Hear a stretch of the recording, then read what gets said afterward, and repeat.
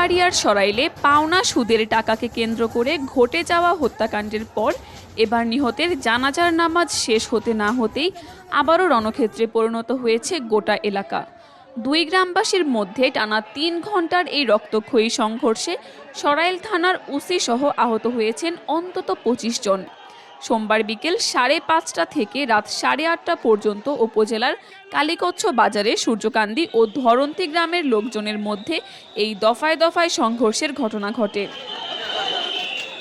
Police ও স্থানীয় সূত্রে জানা গেছে, বিরোধের সূত্রপাত সূর্যকান্দি গ্রামের বাসিন্দা মোশাররফ মিয়ার পাওনা সুদের ১ লাখ টাকা দাবি করাকে কেন্দ্র করে। পার্শ্ববর্তী ধরন্তী গ্রামের খাদেম মোল্লা এই টাকা দিতে অস্বীকৃতি জানালে গত রোববার রাতে দুই পক্ষ প্রথম দফায় সংঘর্ষে জড়ায়। সেই সংঘর্ষে মোহাম্মদ খাদিম নামে এক ব্যক্তি নিহত হন।